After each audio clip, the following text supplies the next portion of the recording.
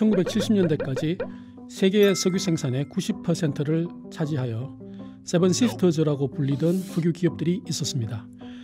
이런저런 이유로 역사 속으로 사라진 기업도 있고 여전히 영향력을 발휘하고 있는 기업도 있는데요. 오늘은 세븐시스터즈 중 역사 속으로 사라졌지만 아직도 그 영광이 기억되고 있는 걸프오일에 대해서 알아보겠습니다. 걸프는 오늘날 세계 석유 중심지 중 하나인 텍사스에서 석유가 발견되면서 탄생한 회사입니다.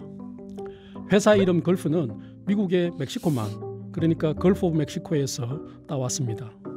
멕시코만은 텍사스주 해안을 끼고 있는데요.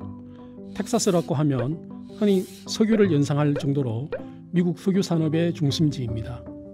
1901년 텍사스 동쪽 뷰몬트라는 아주 작은 도시에서 유전이 발견되었습니다.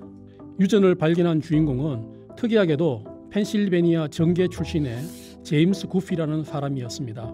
그는 뷰몬트 남쪽에 있는 나지막한 동산 스핀들탑을 주목했습니다. 스핀들탑에는 지표면으로 가스가 새어나오고 있었습니다. 석유가 묻혀있다는 증거였습니다. 이곳에 사는 사람들이 10년 가까이 석유를 찾으려고 시추를 해오고 있었습니다만 성공하지 못하고 있었습니다. 구피는 오스트리아 해군 출신의 기술자와 캔사스에서 석유를 찾은 경험이 있는 기술자들을 모아 이곳에서 석유를 찾아 나섰습니다. 1901년 1월 구피는 드디어 초대형 유전을 찾았습니다. 유전이 얼마나 큰지 시추를 하던 파이프가 시추탑 위로 튕겨 나오고 5km 밖에서도 석유가 뿜어 나오는 소리가 들렸다고 합니다. 이후 텍사스와 이웃한 루이지애나 등에서는 엄청난 유전들이 계속 발견되어 석유의 텍사스 시대가 열렸습니다. 그런데 구피는 어렵게 발견한 유전과 자산을 엉망으로 운영했습니다. 이런 와중에 구피의 무능력에 크게 걱정한 사람들이 있었습니다. 바로 구피에게 사업 자금을 떼어준 투자자들이었습니다. 가장 큰 투자자는 펜실베니아 피츠버그에서 대형 은행을 소유한 멜론 집안이었습니다.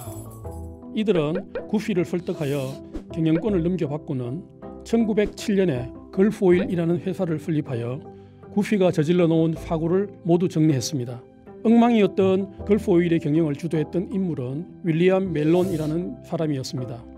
당시 록펠러의 석유 독점에 맞서 성공한 특출난 인물이었는데요. 그는 록펠러의 압박을 견뎌내기 위해서는 석유의 생산부터 정제, 판매에 이르는 수직 일관 사업체를 갖추어야 된다고 믿었다고 합니다. 그는 실제 그런 생각을 행동으로 옮겨 석유 사업에 성공했습니다. 걸프는 다른 석유 회사와는 달리 본사를 텍사스의 휴스턴에 뒀습니다. 록펠러뿐만 아니라 다른 석유 회사들이 본사를 뉴욕과 같은 동부 대도시에 뒀지만 걸프는 석유 생산 현지에서 회사를 경영하기 위해 휴스턴에 본사를 뒀던 것입니다.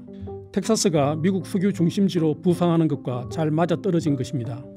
그리고 자동차 보급이 크게 늘어나고 있는 점을 간파하고 전국적으로 주유소 확대에 주력했습니다. 걸프는 당시까지 상상하지 못했던 서비스라는 개념을 주유소에 도입했습니다. 차에 휘발유를 직접 넣어주고 길 안내 지도를 무료로 나눠줘 큰 인기를 끌었다고 합니다. 또한 걸프는 원유를 싸게 조달하기 위해 해외 유전 개발에도 나섰습니다. 쿠웨이트 유전을 영국 BP와 공동으로 개발하였고 남미에서는 베네수엘라, 콜롬비아 등에서 석유를 찾았다고 합니다.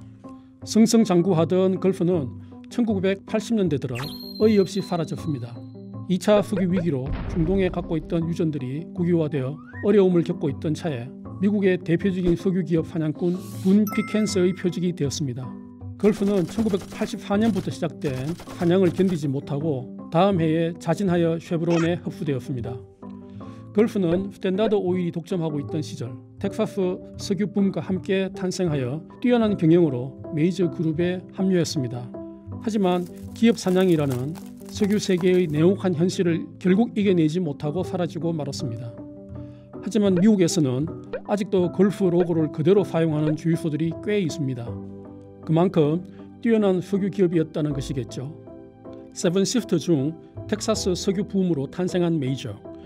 화려했던 영광은 사라졌지만 이름을 남긴 걸프 오일에 대해서 알아봤습니다. 저는 다음 시간에도 재미있는 석유 이야기와 함께 찾아뵙겠습니다. 감사합니다.